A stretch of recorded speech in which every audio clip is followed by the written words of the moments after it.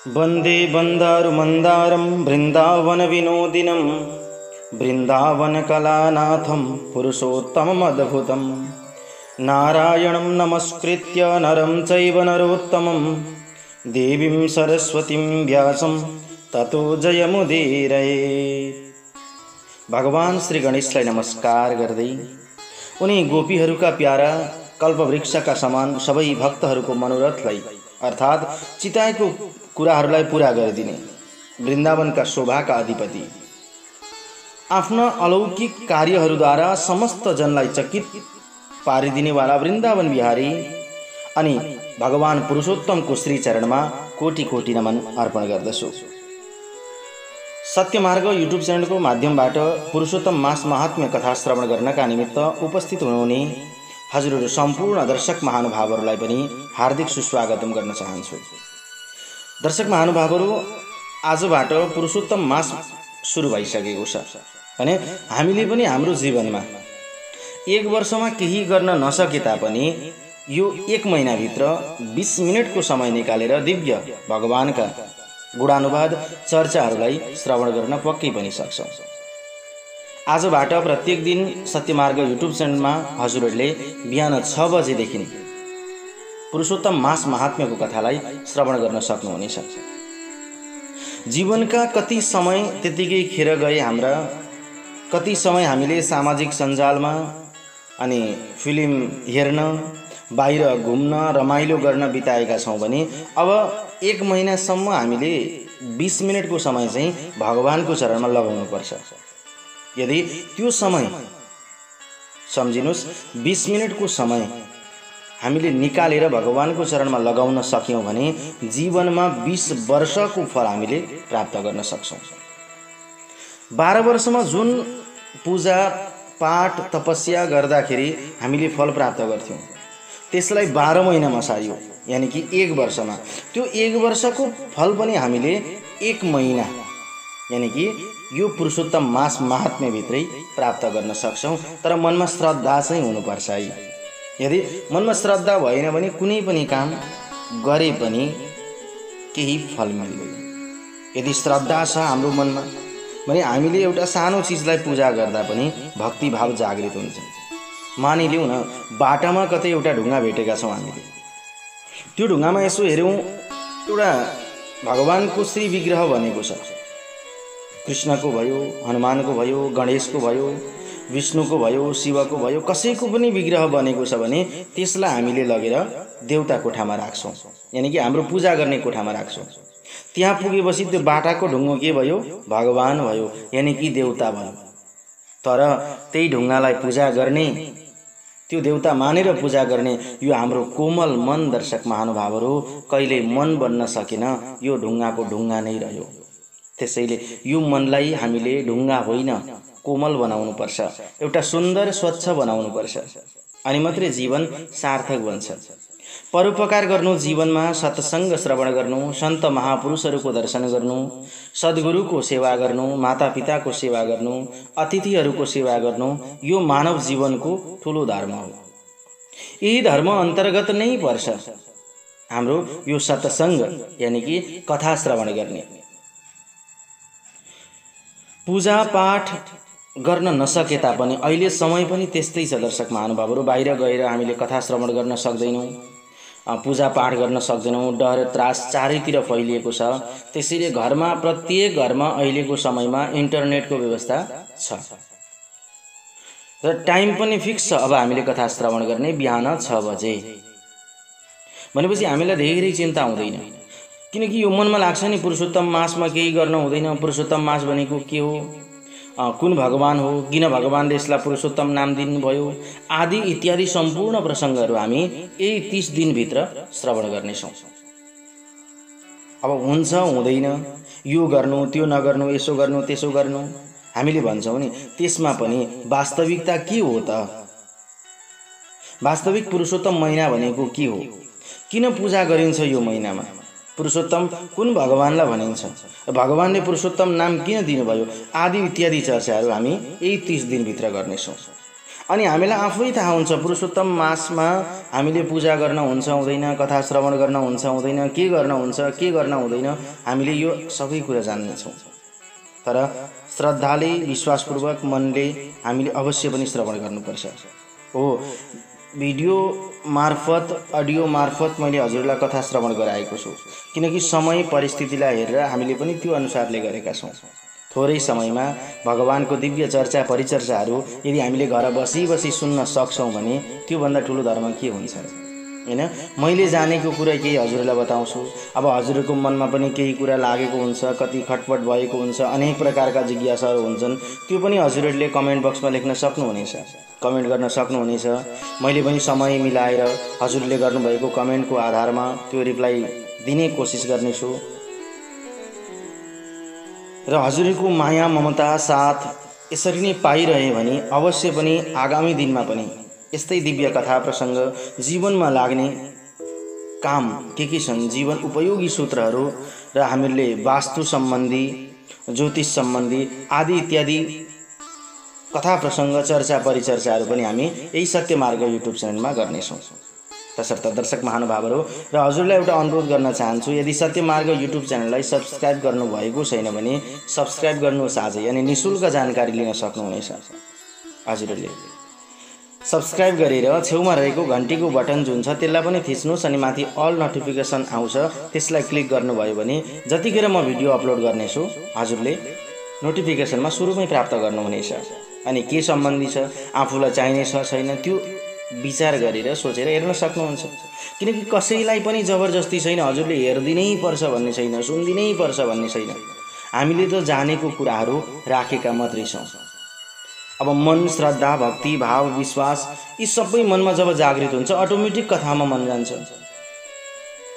हामी भन्छौँ बुढेसकालमा भजन कीर्तन गर्ने, बुढेसकालमा कथा सुन्ने भनेर, तर त्यो होइन। बुढेसकालमा कथा सुन्छु भन्नु र बुढेसकालमा पूजा पाठ भगवानको भक्ति गर्छु, माला जप गर्छु भन्नु, अनि घरमा आगो लागेपछि बारीमा कुवा खनेर पानी निकाल्छु र त्यो पानीले घरको आगो निभाउँछु भन्नु एउटै जस्तो लाग्छ।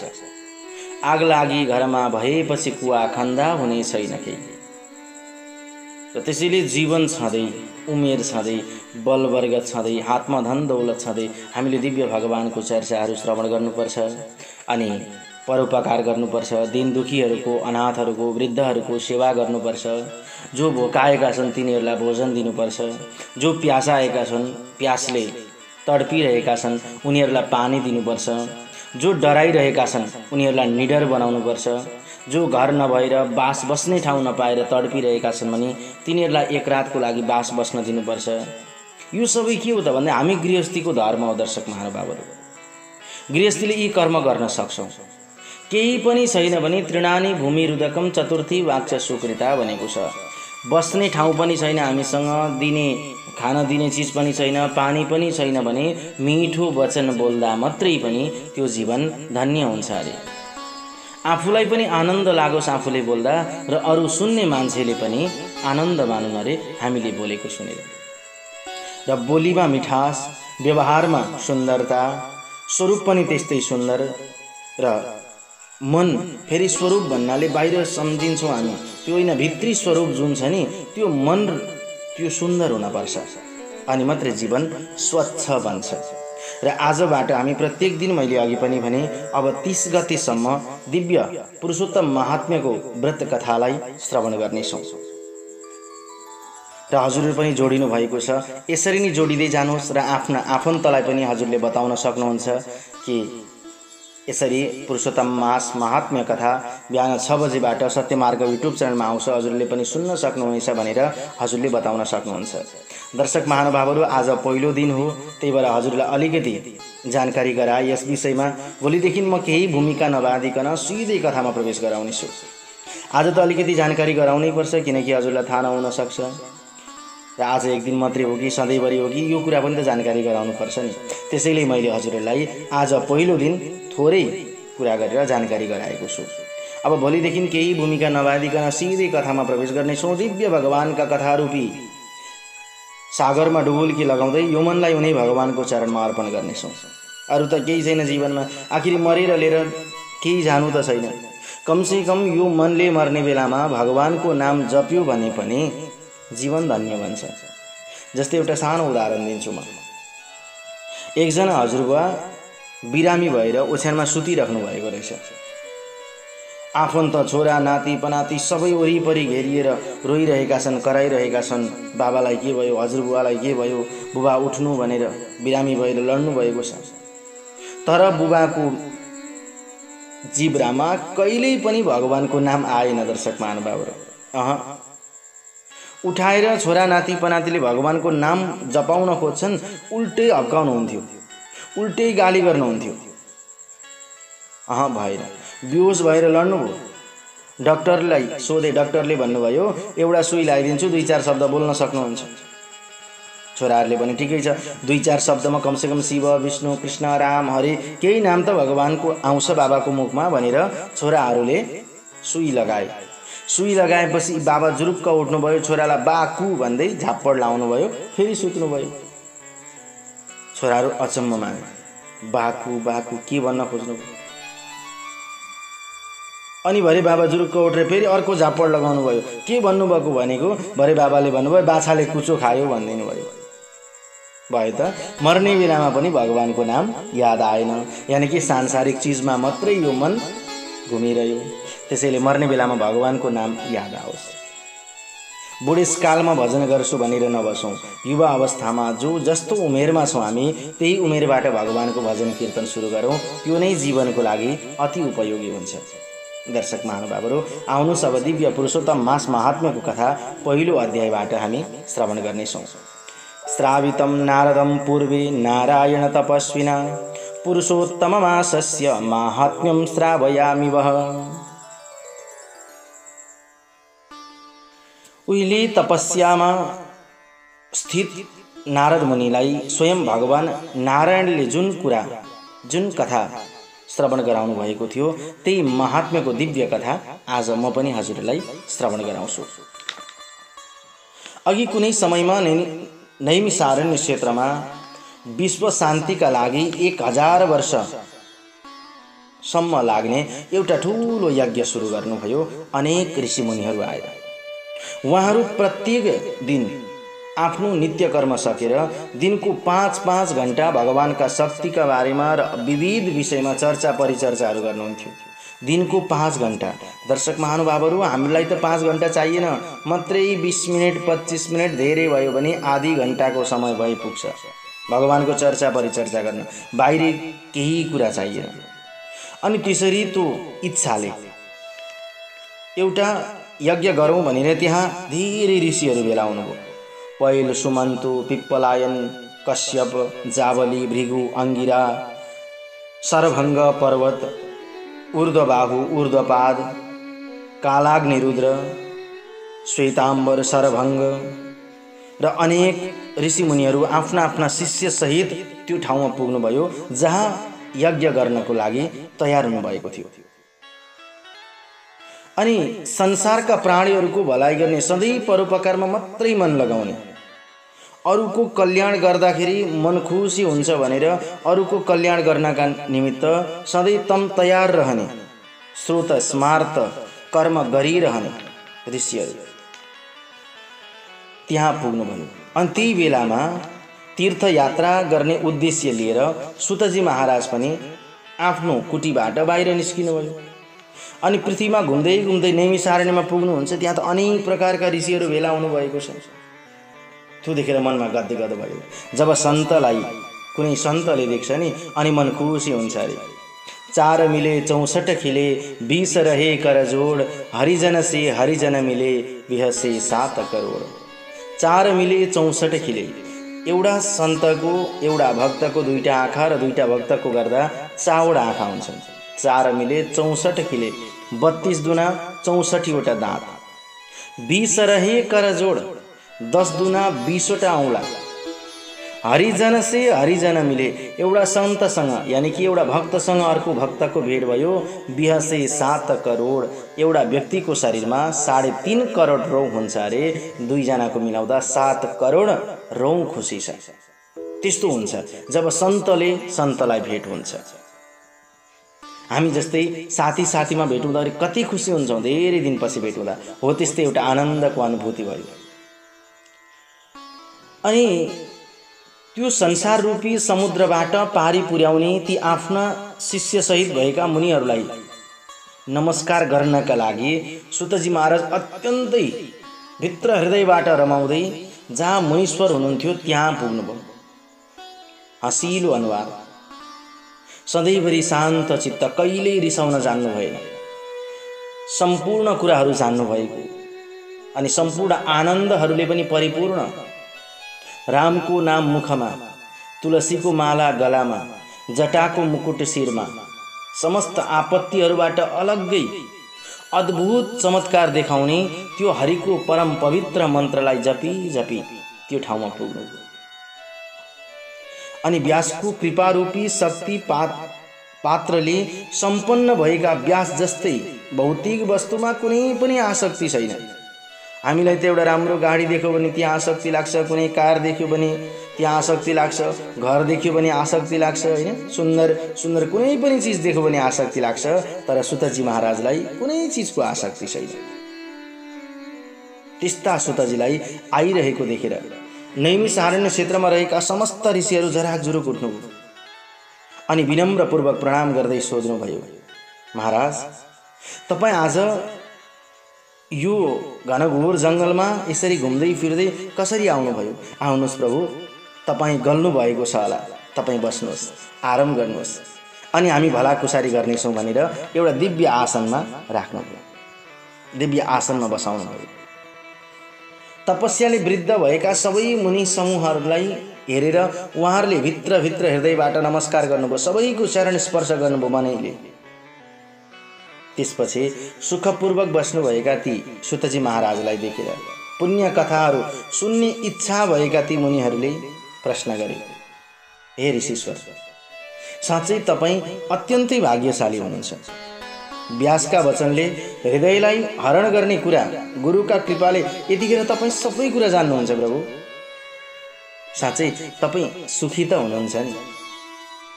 आज धेरै दिनपछि हजुरसँग भेट भयो, हामीहरूको यो हृदय अत्यन्तै गदगद भइरहेको छ।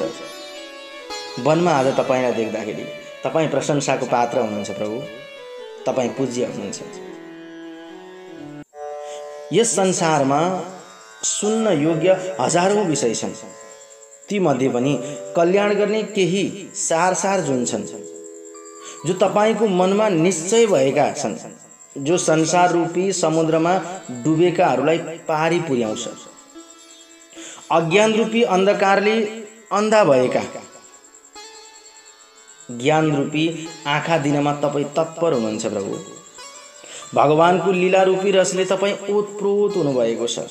अत्यन्त आनन्दको कारण संसार रूपी रोगलाई हटाउन तपाईँ कथा रूपी औषधिको पात्र बन्नुभएको छ भगवान। हामीलाई त्यो कथा चाँडै बताउनुहोस् न, हामी सुन्न चाहन्छौँ। तपाईले धेरै कथाहरू हामीलाई श्रवण गराउनु भएको छ। आज हामी त्यो दिव्य पुरुषोत्तम मास महात्म्यको कथा श्रवण गर्छौँ भगवान, त्यो सुनाउनुहोस् न भन्दाखेरि आज सुतजी महाराजले भन्नुभयो, हे मुनीश्वर, म जुन कथालाई भन्छु त्यो कथा ध्यानपूर्वक सुन्नुहोस्। दर्शक महानुभावहरू, कुनै पनि पुराणमा जब सुतजी महाराजले कथा श्रवण गराउन लाग्नुहुन्छ त्यतिखेर सावधान बनाउनु भएको छ सबैलाई। यदि मन सावधान भएन भने यो मन चारैतिर भौतारिन्छ। भनिन्छ नि, मन एव मनुष्याणाम कारणम बन्ध मोक्षयो। मन नै मान्छेको कारण हुन्छ अरे बन्धन र मोक्ष गराउन। भगवानको चरणमा लागेको छ भने मोक्ष हुन्छ, सांसारिक चरणमा लागेको छ भने बन्धन हुन्छ। त्यसैले भन्नुभयो, सावधान भएर सुन्नुहोस्। म आज तपाईहरुलाई मेरो कथा श्रवण गराउँछु। हे ब्राह्मण देवता, म तीर्थयात्राको लागि घरबाट निस्केको, आश्रमबाट निस्केको, सबैभन्दा पहिले पुष्कर नाउ गरेको तीर्थमा पुगे अनि स्नात्वा तृप्ता ऋषिन् पुण्यान् सुरान् पितृगणानथ तातः प्रयातो यमुनाम प्रतिबन्ध विनाशिनी। अनि त्यहाँ गएर देवताहरूलाई, पितृहरूलाई, ऋषिहरूलाई सम्झे, स्नान गरे, सबैलाई तर्पण आदिले तृप्त पारे। त्यसपछि प्रतिबन्ध यानि विघ्न बाधाहरूलाई नाश गरिदिने वाली उनै यमुनाको तटमा पुगे। यस्तै प्रकारले धेरै तीर्थहरूमा पुगे।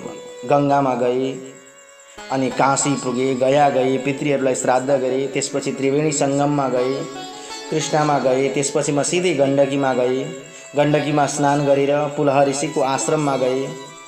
धेनुमती, कृतमाला, कावेरी, ताम्रपर्णिका, तापी, नन्दा, नर्मदा, चर्मण्यवती, सेतुबन्ध, रामेश्वर यी सबै दर्शन गर्दै गर्दै म अन्तिममा भगवान नारायणको दर्शन गर्नका लागि बद्रीनाथमा पुगे। अनि भगवान नारायणको दर्शन गरेर त्यहाँ बस्नुभएका सम्पूर्ण ऋषिहरूलाई अभिनन्दन गरे अनि भगवान नारायणको स्तुति गरे। हे ब्राह्मण देवता, त्यसपछि म सिद्ध क्षेत्रमा पुगे। यस्तै यस्तै अनेक तीर्थहरूमा घुम्दै घुम्दै कुरु देशमा पनि पुगे। जाङ्गल देश हुँदै हस्तिनापुर पनि गए। अनि राजा परीक्षितले राज्य त्यागेर धेरै ऋषिहरूका साथमा अत्यन्तै पुण्यदायी गङ्गाको किनारमा जानुभयो अरे भन्ने मैले समाचार सुने। अनि त्यहाँ सिद्धि नै भूषण भएका धेरै सिद्ध योगीहरू आउनुभएको थियो। त्यहीँनेरि देवर्षिहरू, यस्ता देवर्षिहरू हुनुहुन्थ्यो, देव ऋषिहरू जसको वर्णन गर्न म यो मेरा जिब्राले सक्दैन। वायु आहार गर्ने, जल मात्रै आहार गर्ने, पात मात्र खाने अनि आफ्नो श्वास मात्रै आहार लिएर बाँच्ने त्यस्ता महापुरुषहरू सन्तहरूको त्यहाँ भेट भयो। हे ऋषीश्वर, त्यसै बेला ब्रह्मस्वरूप भगवान महामुनि व्यासका छोरा अत्यन्तै तेजस्वी बडा प्रतापी भगवान श्रीकृष्णको चरणमा सधैँभरि मन लगाइरहने महाराज सुखदेवको पनि आगमन भयो। कस्तो अवस्था! तम षोडशाब्दम योगेशम कम्बुकण्ठम महोन्नतम स्निग्धालकावृतमुखम गूढजत्रुम ज्वलत्सभम अवधूतम ब्रह्मभूतम।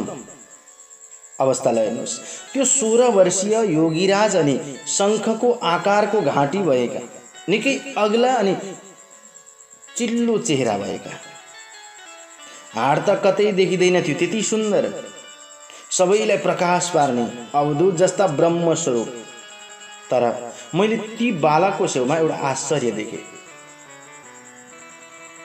ब्राह्मणले सोध्नुभयो, प्रभु कस्तो आश्चर्य?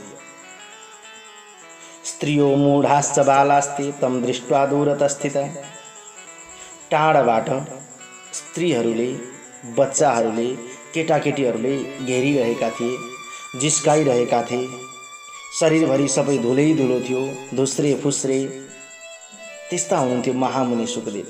दर्शक महानुभावहरू, सन्त महापुरुष कतै पनि कोट पेन्ट लगाएर चिटिक्क परेर जानुभएको अरे, कथा सुन्नुभएको अरे भन्ने हामी कहीँ सुन्दैन। तर यो समाजमा त जति सुन्दर, जति राम्रो लुगा लगायो, चाहे मान्छे जस्तो सुकै होस्, तर लुगा सुन्दर भयो भने मान्छेले त्यसैलाई ठुलो प्रतिष्ठित व्यक्ति मान्छौँ हामी। कपडालाई हेर्छौँ हामी, लुगालाई हेर्छौँ, लुगालाई होइन विद्वतालाई हेर्नुपर्छ। आज कुनै सन्तले, कुनै कवीरले भन्नुभएको थियो, कोट पुरानै लगाउनु पर्छ अरे, तर किताबहरू भने नयाँ नयाँ किनिराख्नुपर्छ। जति किताब किनेर पढ्यो, किनेर मात्रै हुँदैन, फेरि पढ्नु पनि पर्यो। जति हामी किताब पढ्छौँ नि, त्यति मनमा ज्ञान बढ्दै जान्छ। तर ती केटाकेटीहरू, स्त्रीहरूले पागल जस्तो मानेर जिस्काइरहेका थिए। तर जब वेद व्यासका पुत्र सुखदेव महामुनि आउनुभयो, सबै सन्त महापुरुषहरू जराकजुरुक उठ्नुभयो अनि सहसा सबैले प्रणाम गर्नुभयो। साष्टाङ्ग प्रणाम गरेपछि ती स्त्रीहरू, केटाकेटीहरू टाढै बसेर हेरे, पश्चाताप गर्न थाले। टाढैबाट सुखदेवलाई नमस्कार गरे अनि आफ्नो आफ्नो घरतिर लागे।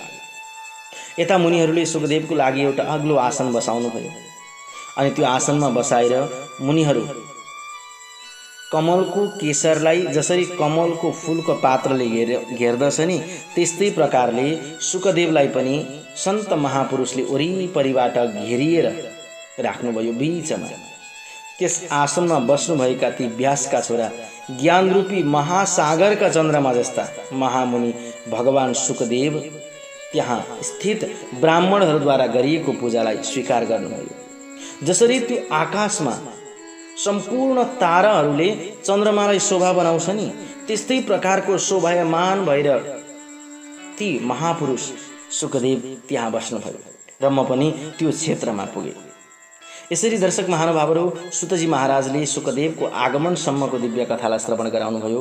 अब सुकदेवले कसरी ती सन्त महापुरुषहरूलाई अनि परीक्षितलाई ज्ञान दिनुहुन्छ, अनि नारदको प्रश्न रहन्छ पुरुषोत्तम मास भनेको के हो, पुरुषोत्तममा के गर्नुपर्छ, कसरी भगवानले पुरुषोत्तम नाम दिनुभयो आदि इत्यादि सम्पूर्ण कथाहरू हामी भोलिको प्रसङ्गमा श्रवण गर्नेछौँ।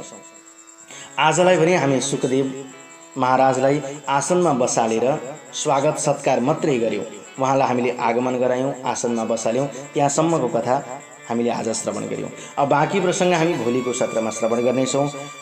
त्यति भन्दै आजलाई बिदा माग्छु, भोलि फेरि भेट हुने नै छ। तबसम्मको लागि जय श्री राधे, जय श्री कृष्ण। आफ्नै दर्शन, आफ्नै धर्म र आफ्नै संस्कृति, सधैँ एक कदम अगाडि सत्य मार्ग।